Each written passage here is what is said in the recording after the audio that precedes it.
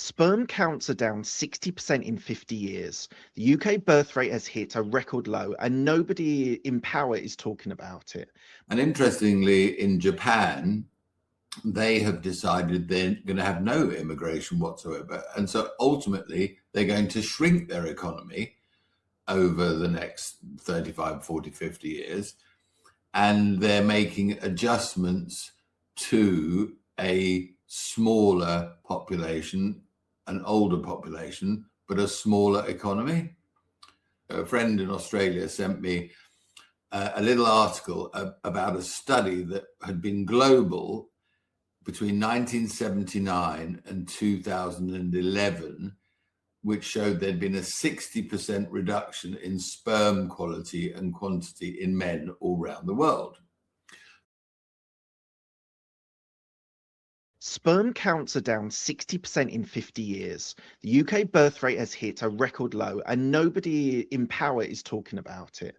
My guest today spent 30 years mentoring global CEOs, then followed the evidence somewhere most people are afraid to go. This is the truth contract. And this might be the most important conversation I've ever had on this show. Today, David Carter is here again. Welcome to Business Growth Talks. Hey, David, how are you today? Hi, Mark. I'm well, thank you. And thank you for inviting me back. Absolute pleasure. So as I said before, when we spoke probably over 2 years ago, you were a mentor. Now you've gone into Truth Contract. So for someone that doesn't know anything about it, can you give me a summary of what your new venture is? Yes, I'll give it my best shot. Basically, over the last 6 years that I've been studying all of this, 6.5 years now, the mainstream media and the governments of the world put out a narrative. And very often there are a whole bunch of experts who say that's not the truth, this is the truth. And so essentially what the truth contract is all about is saying, how can this be true if that's true?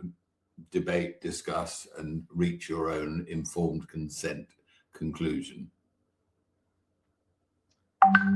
So where are we with this? I just want to delve a little bit deeper. So you're talking about things that governments and people are not really talking about.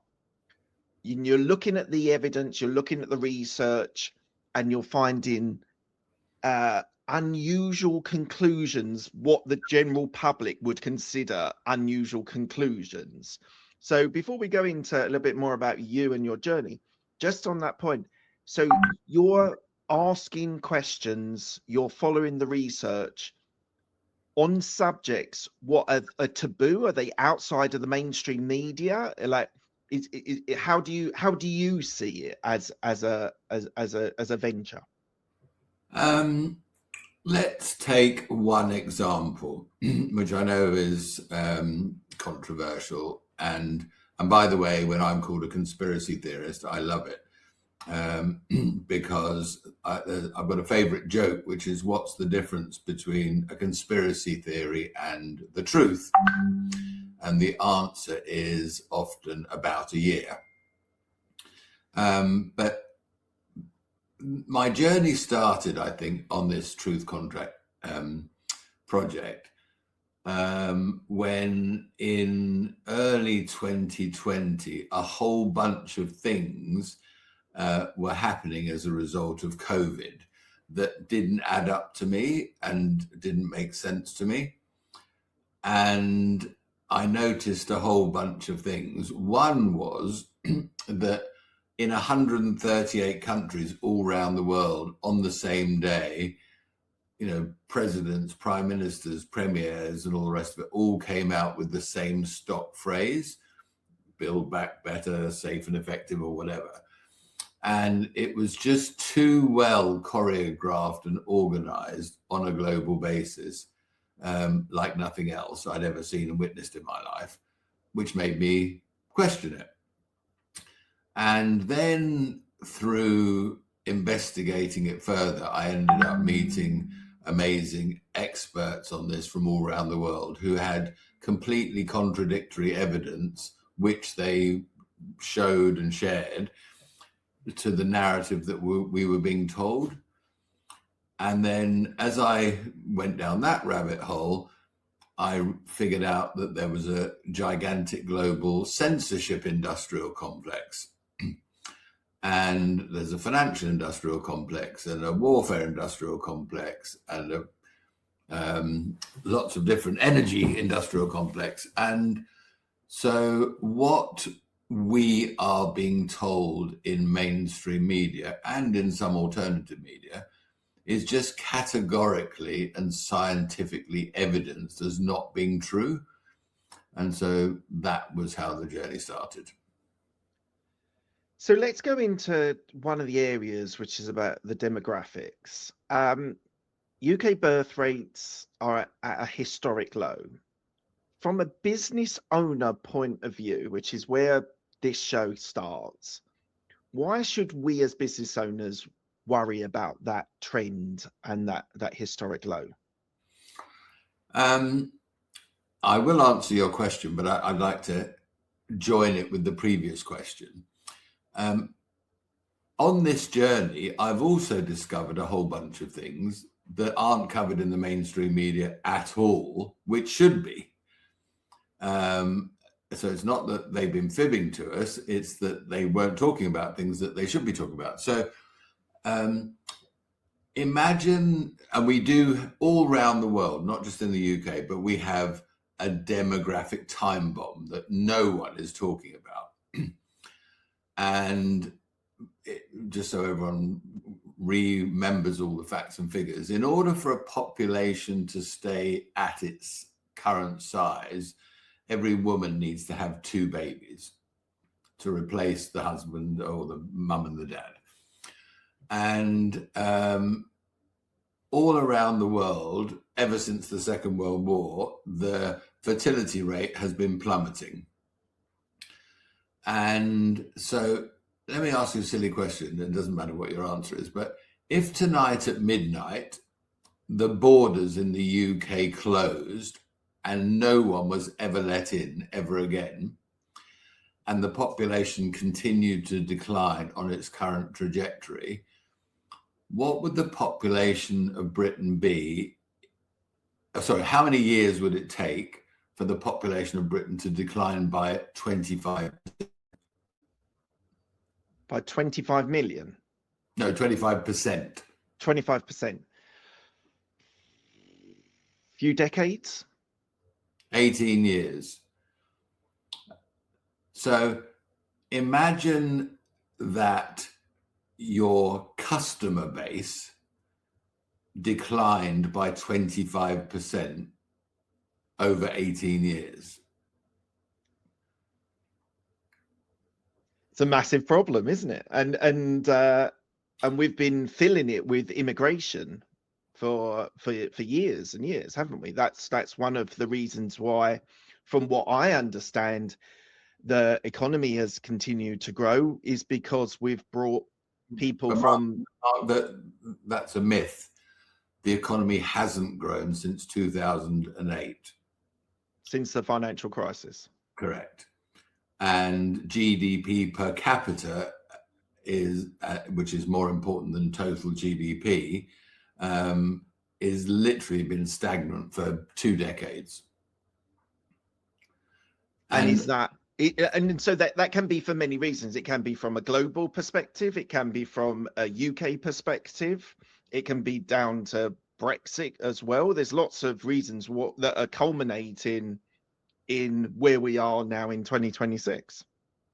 Well, there are lots of reasons why the economy, the GDP hasn't grown and is stagnant, and that causes a decline in GDP per capita.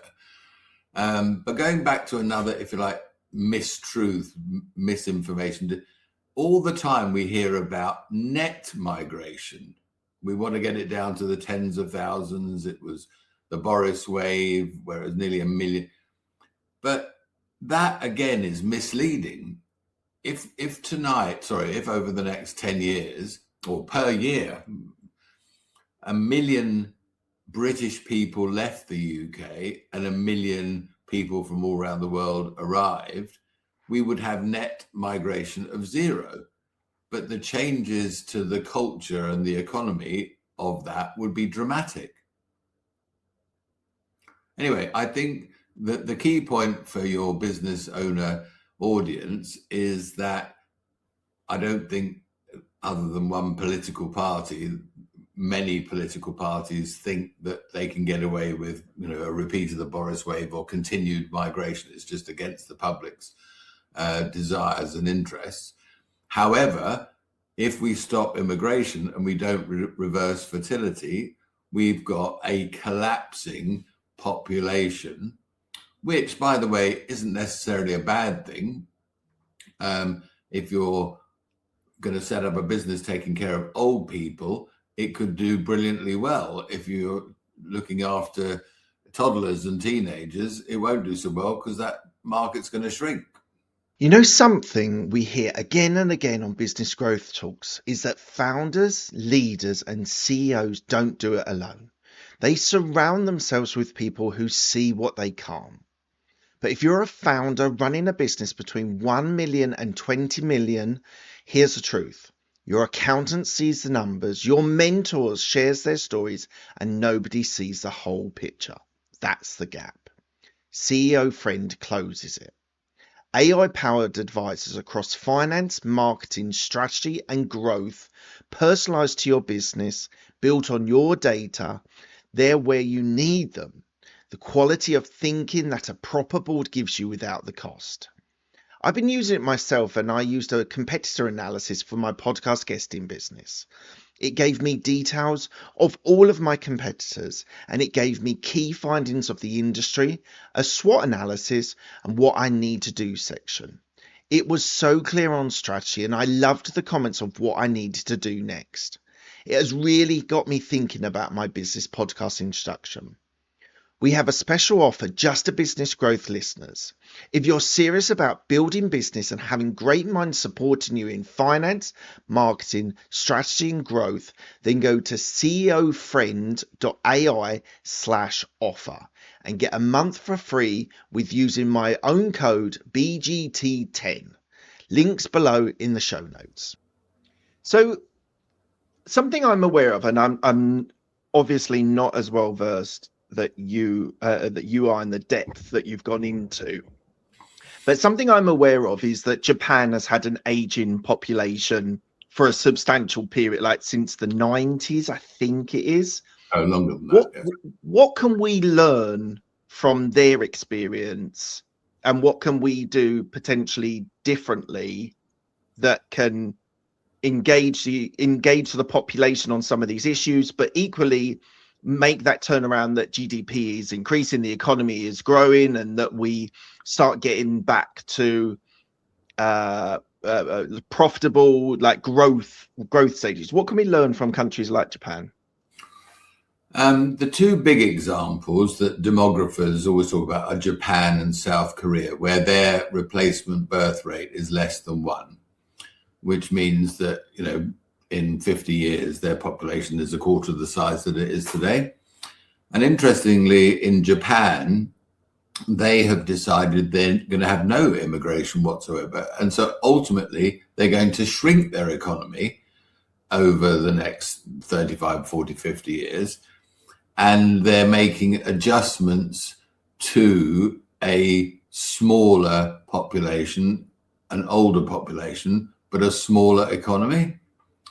And so, yes, they've got lots of robotics and AI-powered solutions, but they've actually accepted philosophically that they will have a smaller GDP, even though they might have a higher GDP per capita over the next generation or so. So I think, your question assumed that the only way forward has to involve growth.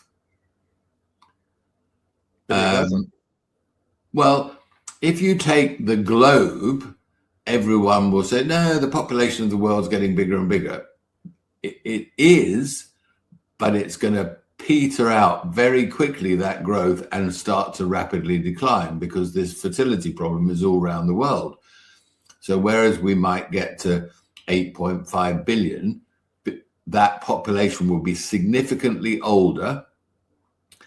And because no babies are being born, when it tips over the tipping point, the decline is going to be steep and fast. And so, long before the turn of the century, the world will be shrinking all around the world in terms of total number of people. And one of the key statistics that we need to look at, well, there's a couple of things. First of all, the level of debt, the borrowings of the UK government, would be unsustainable if the population was 20% less, or if we carry on with, as happened in the last week or so, where we're paying more out in benefits than we're collecting in tax receipts. It's like, and so that was one thought.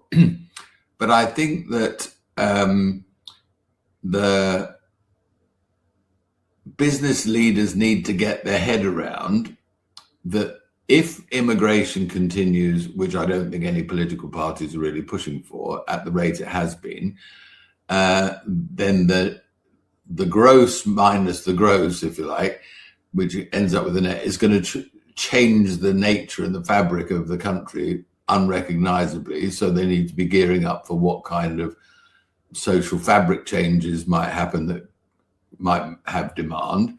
But I think they also need to think that we're going to be paying a lot more tax unless we reduce our borrowings, unless we reduce our welfare spending or all the other government expenditure. So, in Japan, they're closing, one primary school a day and one university or senior school and university a month. And so the same sorts of, and we have all of these projections from the ONS, and they've just recently published their latest survey results. If you were starting a business today and you were 25 and you were thinking, right, I want to run this business for the next 25 years, one thing you do need to understand is what's the customer profile, what's the target audience, what's your addressable market? And it's changing so rapidly. There's, by the way, maybe we'll come on to this when we talk about another topic I know you want to cover today, but it also brings up lots of opportunities. But if you understand, if you target that market, that elderly market, there are lots of other opportunities as well, which we can discuss later. Okay. Well, one question I wanted to ask was, why is this shrinkage happening? Why is fertility rates lower? Has there been an explanation? Is it just literally people are having fewer children from a cultural point of view? There are two parts to the answer to that story. Since the Second World War, all throughout the world, other than maybe 20% of the world, mostly in Africa, for the TFR, the total fertility rate, has declined and declined and declined ever since the Second World War. And even in the countries where it's still above 2, it's declined from 5 to 4 to 3.5. So they're still having higher than replacement, but at a declining rate. I think there's only 2 countries in the world where the fertility rate's gone up, for the last 10 years. I think the first part of that story is that, which we could get into if you're interested, but after the end of the Second World War, women wanted to have an education and have a career. They still wanted to get married, but maybe later. They still wanted to have a family, but later, and maybe less children. Yeah. And that seismic change in mindset behavior of women has been the driver since the Second World War of that behavioral choice. However, there's another very interesting phenomenon which has happened since the early 70s, is between 19... So I developed an interest in demographics about 1.5 years ago. I can't remember exactly when, but 6-7 months ago, no, maybe longer, 9 months ago, a friend in Australia sent me a little article about a study that had been global between 1979 and 2011, which showed there'd been a 60% reduction in sperm quality and quantity in men all around the world. So my first question is, who did the study? Were they respectable? And it was a top drawer, fantastic high quality study. A lady called Shana Swan, who's written an amazing book called Countdown. And the second question I had was, what happened after 2011? Because her study only covered that period, and it's continued to decline at an accelerating rate.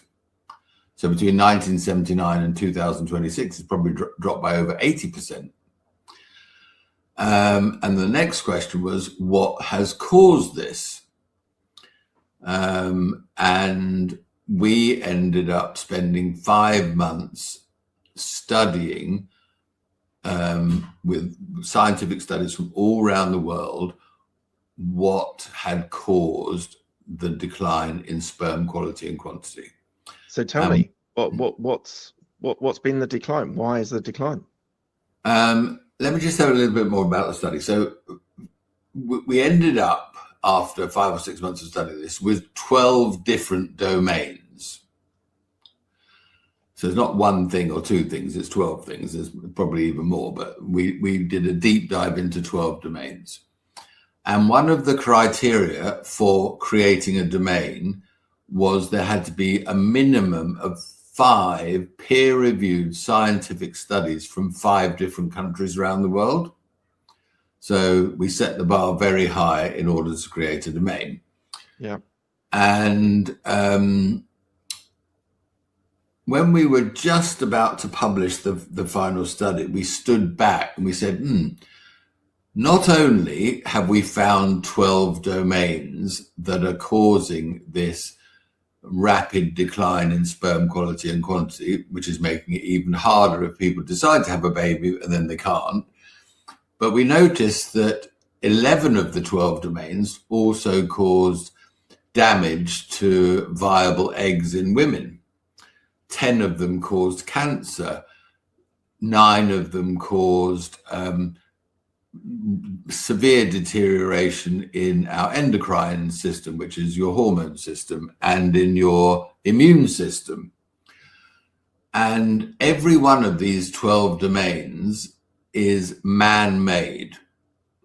And it's things like EMFs, it's things like household cleaning products and the phthalates and things that go into household cleaning products, or personal care products, the mRNA jabs. So there's all these different things that are going on that are making our endocrine disrupting chemical containing, it makes our hormone system not work properly, and it makes our immune system not work properly, makes you have all sorts of other side effects that are making people unable to have babies, but causing cancer and lack of sleep, mental health issues, all sorts of other problems.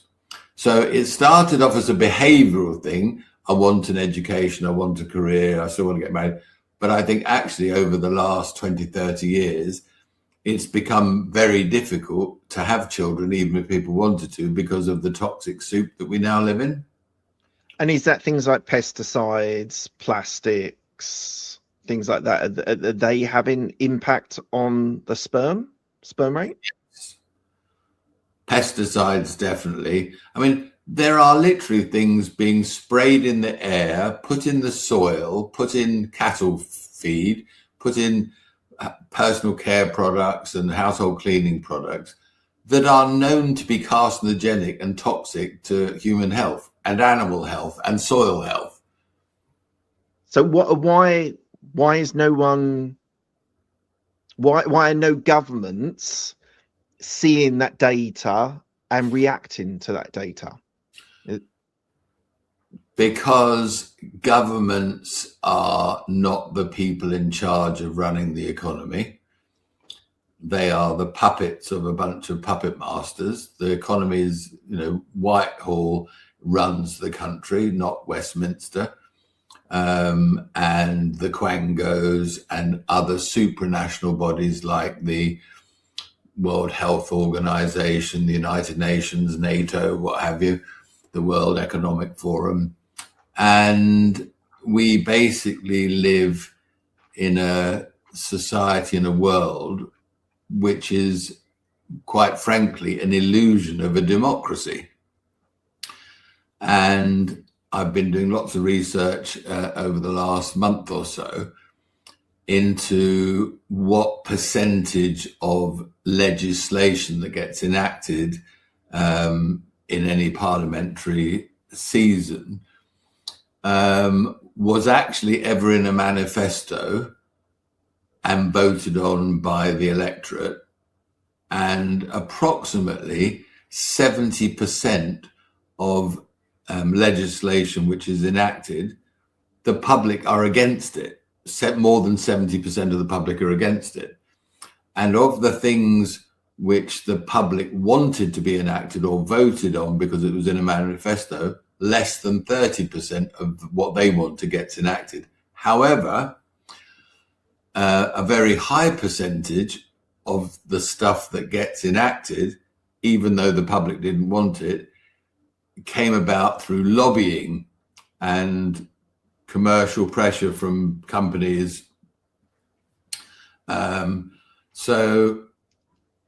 Basically lobbying and all of that, gifting money to political parties to buy favors and all the rest of it. At lunchtime today, someone told me a story which I absolutely know to be true because it's from a whistleblower.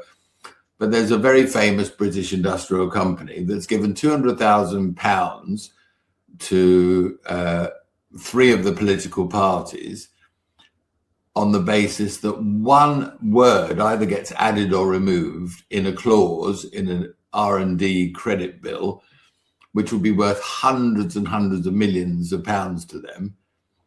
And either it's section 7.3.1.4, which says is not applicable. They want the word not removed. So they're happy to spend £600,000 lobbying parliaments or politicians in order to get a £600 million benefit to their R&D tax credits or whatever. So Dave, can I ask, I have to ask you this question, because there's going to be people listening and watching this and probably shouting at the TV or their computer and sort of saying, David, and you touched on the conspiracy theorist earlier, they're going to be shouting at me going, Mark, you need to ask David, and he's in essence reading studies that are just building this whole conspiracy theorist around quangos and small elites running the world rather than people that we're voting for, right? And I would feel that I'm not doing justice to my audience to challenge you and just say, you say you're reading data and research and science that's giving you these conclusions, but are you just being fed information that is just because it's now quite fashionable to be a conspiracy theorist and like like a counterculture of where we are? What would you say for those people that are listening and watching that are just saying, but David, you're finding data and you're reading into what you want to want to hear rather than necessarily what's actually happening in the streets in UK or US? Well, how would I respond to that? First of all, as I said in the introduction, we're really keen to get to what the truth is. And so anyone's welcome to come and talk to us and show us their evidence if it contradicts other evidence, when we're very even-handed about that. But I think that you've got to read the mood music in the country. 40% of people who were eligible to vote in the last general election didn't vote. That's approximately 20 million people. 10 million of them have never registered to vote, and the other 10 million who had registered to vote didn't bother. Of the 30 million who did vote, and there's loads and loads of surveys from YouGov and other, and I've got them all here. But 41% of the people who voted said the system's broken and we need a completely new system. And 60% say you can't trust an MP, or you can't trust what the government tells you, or 79% think the governance of this country is a complete shambles. So I'm just trying to get to what the bottom of the truth is, because I'm keen on finding solutions. And so I don't care if people say he's a conspiracy theorist. I've got factual evidence and scientific studies to back up every single quote that I've mentioned in this show. But the thing is about voting and voting habits, apathy in the general population in the UK, let's just talk about the UK here, has been high for a long time. We're talking, you go back to maybe like the 80s and things like that, and the 90s. People aren't interested in politics. Why not? The reason why not is often because they do not feel that either they don't feel they're being represented, or they're just it's an area of their life that they feel they can't have an impact on. Some people feel that it's not of interest to them from a macro level, doesn't pay their heating bills, or doesn't bring the cost down, so they don't worry about the macro of what's happening in the country or in the world, because they're just focused on, can I feed my children? Can I pay my bills? Can I pay my electricity? Can I pay my water, my gas? And therefore, no interest in politics is often due to lack of engagement with some people, and basically, I don't find that particularly compelling, because apathy has been around for decades, and this is not a 2026 problem. That's a politics problem rather than a 2026 problem. Okay, so I accept and agree with everything you've just said, and actually surveys in the last 12 months have revealed that the number one emotion for people not getting involved in politics or voting isn't apathy, it's anger. They are angry that it doesn't matter whether it's red or blue or any other color that's in charge. The economy is declining, life's getting harder and worse for everybody all the time, and they're angry. And so for the last 30, 40 years, and particularly since 2008, living standards have got worse, life's got harder, and people are angry about that. Now, the average person isn't apathetic. They're waiting for someone to turn up and say, well, here's an alternative solution, here's an alternative strategy, here's an alternative system that they could get behind. And they felt that the leaders of that new system were honest, decent, hardworking people with no conflicts of interest and hidden agendas. And so skipping back, I'm going to skip back. We do lots of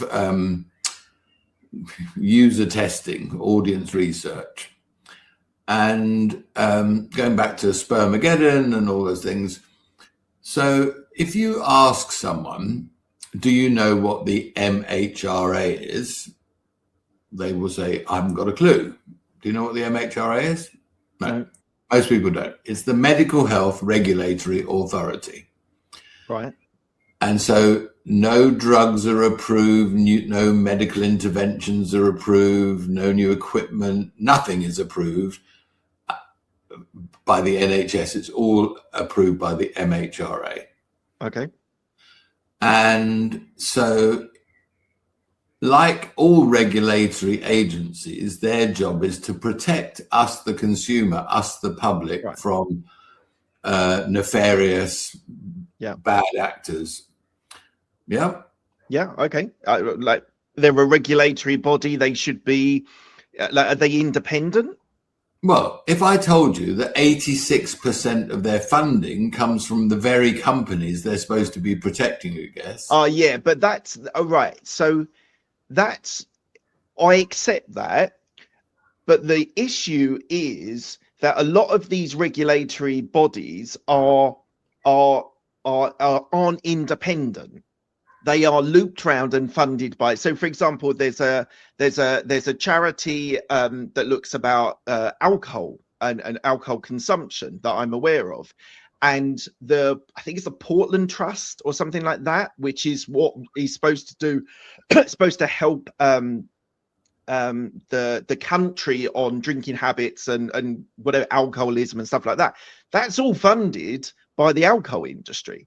That's not a medical. That's not an NHS medical industry. That is a problem with across the board regulatory issues that they're being funded by the people that might be taking advantage of them. So there is, I think one of the biggest scandals is the MHRA, because if you ask all the pharmaceutical companies who fund them, is there another way that we could solve this problem? Oh no, we've got a jab, we've got a pill, we've got a potion, or whatever.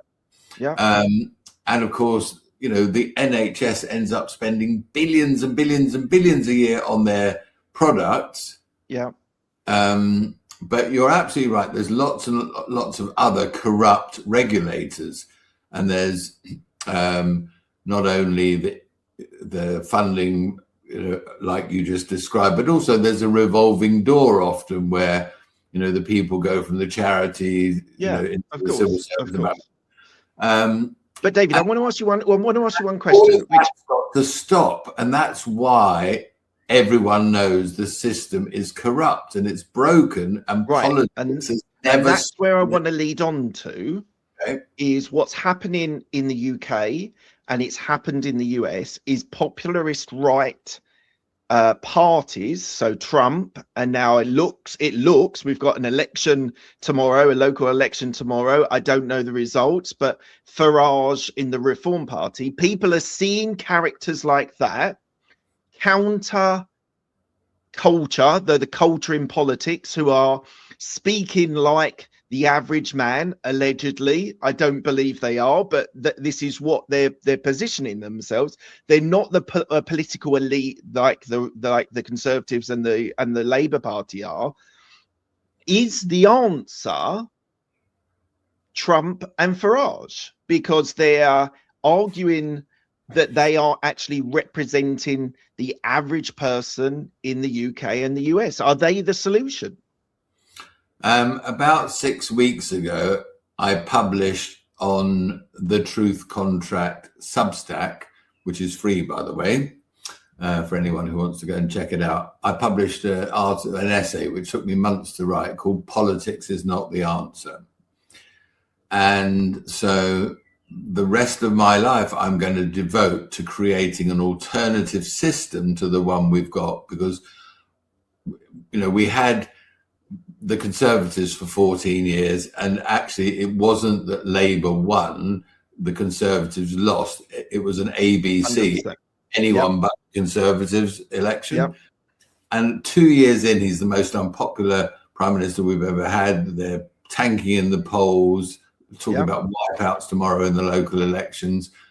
But Nigel Farage and Rupert Lowe and Ben Habib and the Green Party, if we don't change the system, the politicians are the puppets of a bigger system, and nothing will change. We need to change the system.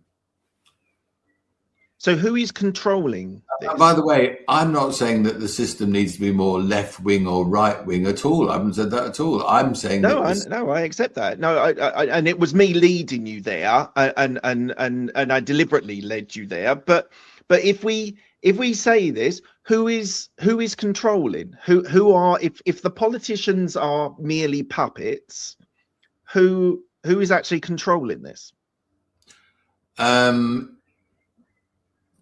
Well, on a day-to-day operational basis, the UK is run by the civil service, and their enforcement arms are the police and the judiciary and the 545 quangos that they put in place, that they orchestrate. So ultimately, it's the civil service.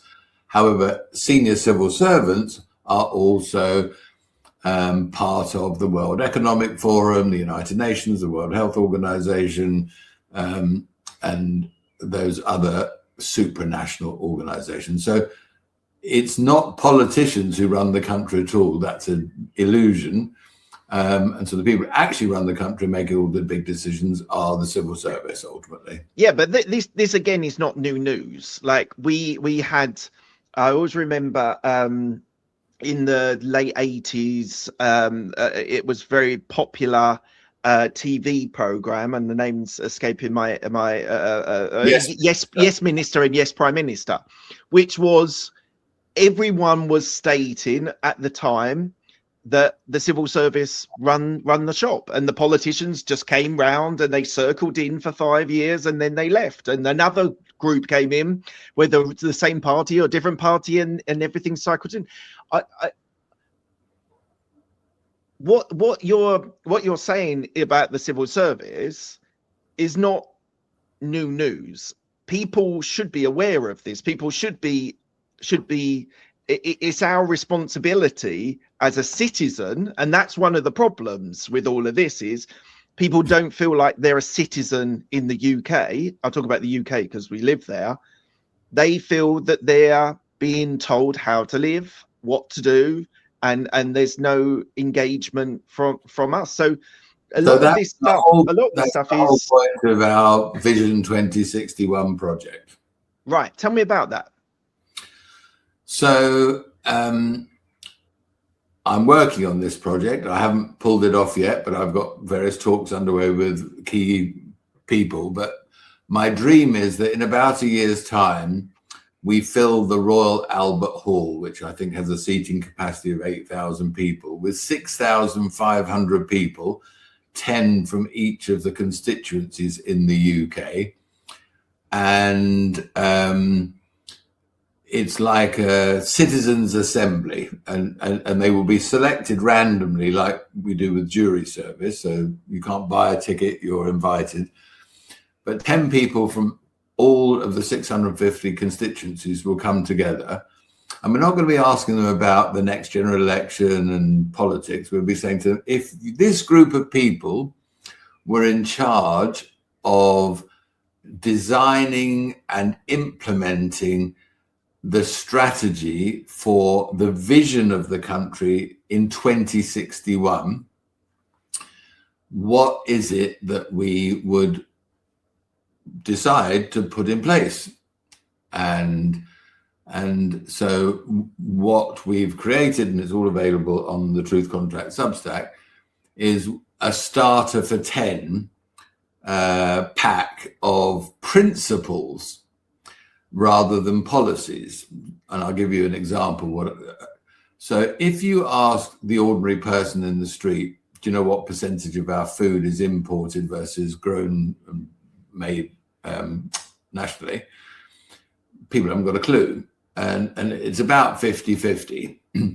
And then you say to them, do you think with all the worries going on in the world at the moment that we ought to have food security and food sovereignty and food abundance and food affordability as a vision for 2061? And 99% of people say, yes, I think we should. Absolutely. What about energy? Should we have energy sovereignty, energy security, energy abundance, and energy affordability? Absolutely. So we're actually getting our whole thrust over the next 2 years is to create a vehicle where ordinary people can say, if I was on that committee designing the future for the next generation, my children and my children's children, then here are the areas, the domains that I would want to see included. And here's the principles upon which we ought to enact the policies to deliver on the vision and the principles. So we're actually going to deliver. My dream is that in 2 years' time, we're building a referendum app. We're going to have 10 million ordinary people in this country saying, here is our vision for 2061. Here's the principles upon which we've designed it. Now, civil service, go and make it happen. Right. Okay. On that, right. First thing I would say is I get that sort of like sample of people, right? Most people won't turn up. Most people aren't engaged. If you ask them a question about their farming and their food produce, they would, like, if you delved into that, they might say, yeah, absolutely, I want food security, so we produce more at home. But people still want their ramen, they want their peppers from the Netherlands, they want their blueberries in the winter that come from South America. Their decision making is being decided by what they're buying when it comes to food. And you like, from a principle point of view, should we have more food security and producing more at home?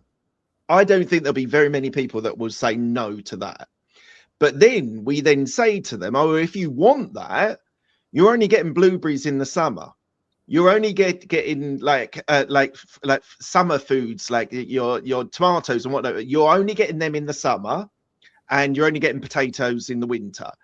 The uproar will happen because people will want those items that currently we're importing out of season, and people won't accept that because they've got used to this global world where you can get different vegetables and fruits and meats from outside of their season. There's a simple fix to that. If we had food security in this country and we ended up exporting the surplus, then you could use what you export to import things like you've just described. But people aren't supporting farmers. Like, and this is a really bad example. They will do in Vision 2061 because that's one of the most popular topics, that we need to cherish our farmers and support our farmers. And agreed.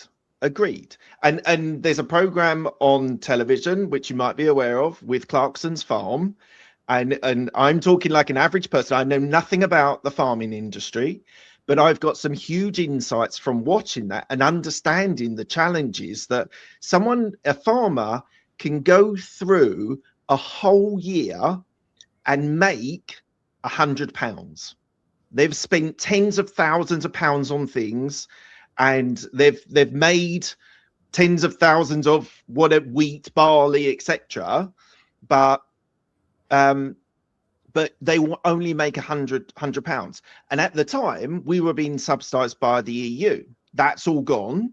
And now we're in a situation where farmers are in an even worse point of view because we're not even subsidizing them in the way that the EU was. But do we have you've talked about earlier on about having a high tax, high debt. Do we actually have the money to be able to subsidize farmers that they will be able to produce more to sell surplus abroad? In our Vision 2061 initial starter pack, which people can download at our Substack, the 36 principles that we've laid out add between 845 billion and 1.2 trillion of economic advantage and benefit to the UK over a 5-year period, the first 5 years. Only 5 years? Yes. To turn around nearly £1 trillion? Yes. That is, if it's true, is very impressive, because £1 trillion pounds in 5 years. I don't know anyone that, apart from you, with this idea, that is even remotely close to adding £1 trillion to our coffers in that way. Well, read the report. I will have a look at it. Each one of the 36 topics, we talk about what's the problem, what's the solution, what's the economic outcome we want, what's the delivery method, and what's the range of economic impact that would have. And by the way, we're talking, going back to where we started with population, one of the principles, which, by the way, some of them we've curated and gone out and done user testing, but most of these have come from the alternative media and podcast guests and what have you, where we're just picking up. But for example, if we need to grow babies, like one of the ideas that we've had is that any childcare would be 100% tax deductible. And when you do the maths on that and you think through all the knock-on consequences, actually getting the mum to be able to go out to work, creating the employment, it's like, I can't remember the number off the top of my head, it's probably 20 billion worth of economic value add over a 5-year period. One of the other themes that we're playing with is that no one under 30 will pay any income tax. People go, oh my God, that would cost the exchequer a fortune. But when you actually do the knock-on consequences analysis, say, oh, well, this would happen and this contingency would happen, it actually makes economic sense. And for your entrepreneurial audience, one of the things we're looking at is that each of the 650 constituencies would have 2 local citizens banks, and the only thing that they could do is lend money to local businesses that are GDP, job creating, enhancing the local economy. Because the big banks we've got in this country aren't interested in small businesses at all. No, they're not. No, and that's one of the major issues I have with politics is that we do not support small business owners, entrepreneurs in the way. Of course, I'll tell the elites who own the financial industrial complex and control everything, they won't want this. But no, because they want their big corporations to be successful and maintain that. Half the people in this country said, no, we want that, then the civil service and the Bank of England or the Treasury would have to make it happen. Because the jobs that would create, getting our people off welfare and into employment, would be gigantic. And by the way, linking it all together, they could create household cleaning products that weren't toxic. They could create personal care products that weren't toxic. They could take care of the elderly. They could do, child mind. So one last point that I just want to touch on before we close off. AI. A power for good or a power for negative for the UK, for the world? What's your thoughts on AI? Yes. A power. It's like anything. You can put it to good use or that you can put it to bad use. But I think that AI and all technology is ultimately disinflationary, but we've never really recouped the benefits of that disinflation. And it's here. I think the big question is, and part of by the way, it's interesting, the Vision 2136 didn't include AI, but we've added it as one that we're fleshing out at the moment. I think the big question is, should we have as a principle that we are always in charge of the AI and can switch it off, or that AI would ever be allowed to be in control of us? But AI is here. It's going to keep growing and develop. It's going to replace lots of white collar jobs. But I think, also we might have an opportunity in the UK to say, well, let's unplug ourselves from the Bank of International Settlements. Let's unplug ourselves from the UN and NATO if we want to be a neutral, peaceful country. But I think we could also say, well, we're going to use AI for these purposes, which is improving productivity, education, all sorts of things. But we're not going to use it for surveillance and digital IDs and central bank digital currencies and the control grid. So, I mean, I use AI every day, probably for an hour now. The number of times I've ended up thinking 5 years ago, I would have had to spend a lot of money on a researcher for a week to do something that this is done for me in half an hour for 47 quid a month.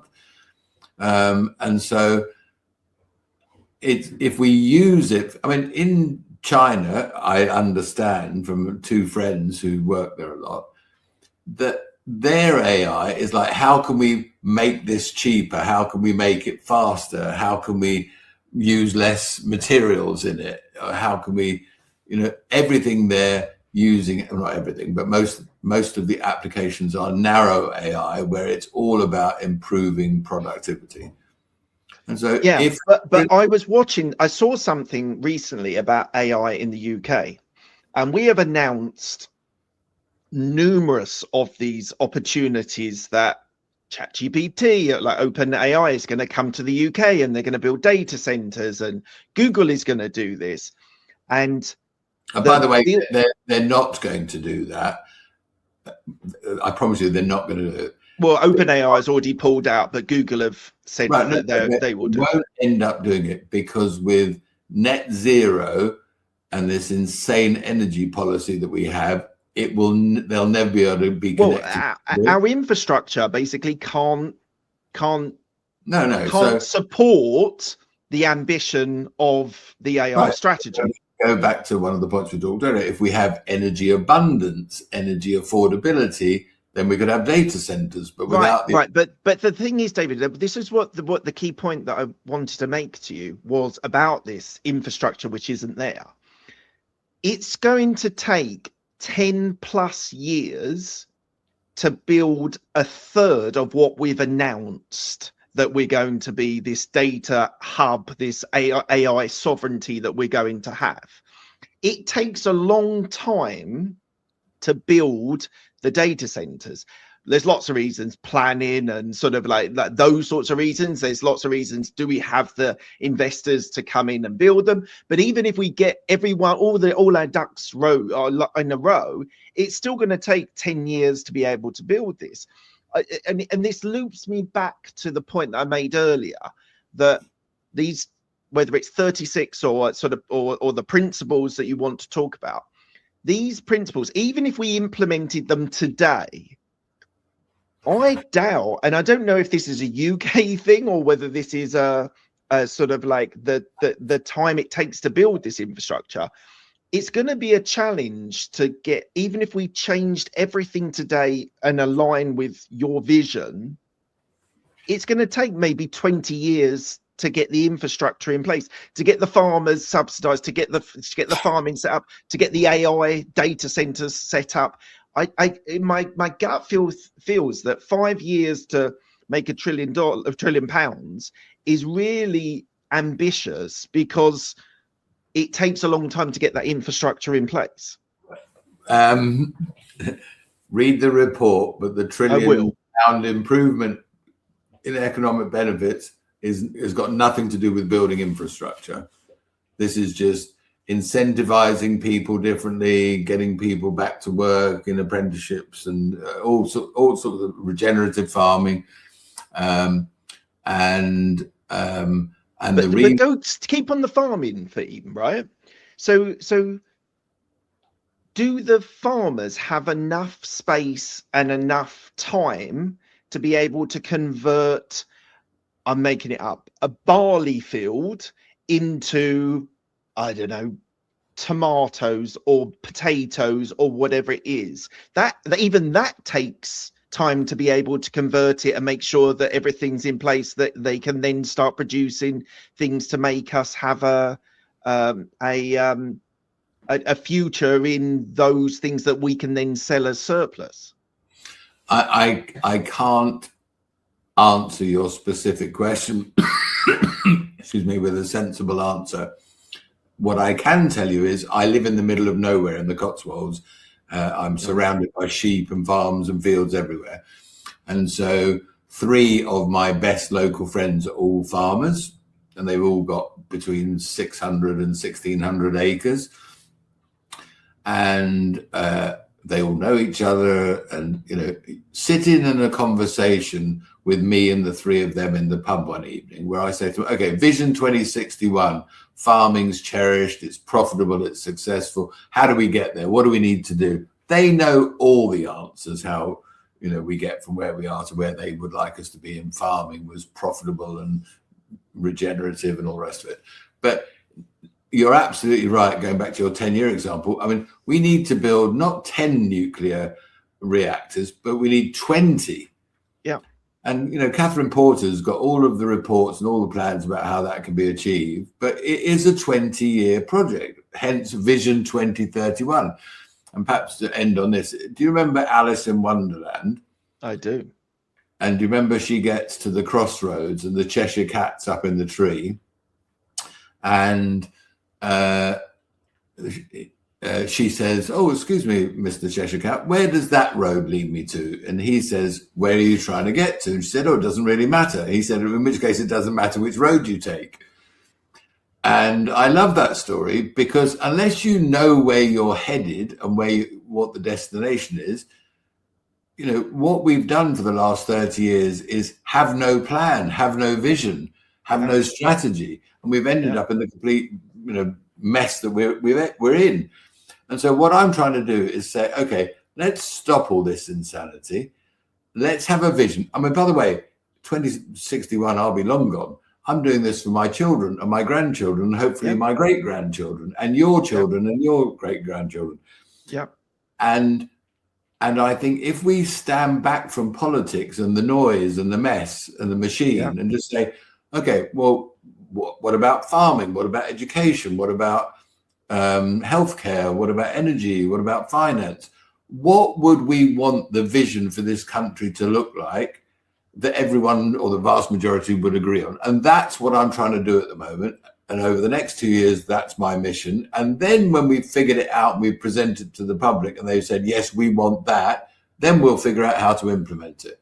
Right. I think that is a fantastic way to end. David, one thing I will say is a vision for us for the next 30 years, whatever it is, 35 years, is a very, very sensible idea. We'd never have that in politics now, because everything is a 5-year cycle. Never really plans for the next generation or the generation after that. So thank you so much for joining me today. It's just been absolutely fascinating speaking to you. So thank you, sharing your vision. I think that is a great place to end, because I think that is super important for our country to think about. So thank you, David. Thank you.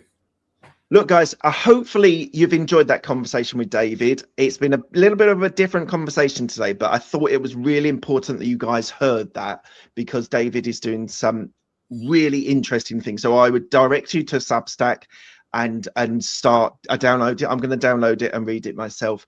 If you have taken anything valuable away from that conversation, do consider subscribing to the channel, where you won't miss any future episodes. And I'd love to hear your comments. If you've got any thoughts about what David has talked about today, maybe what your biggest takeaway from this conversation has been, hit me in the comments. I will definitely look at them and we can have a discussion about that. So thank you very much for listening and for watching, and I'll see you in the next episode.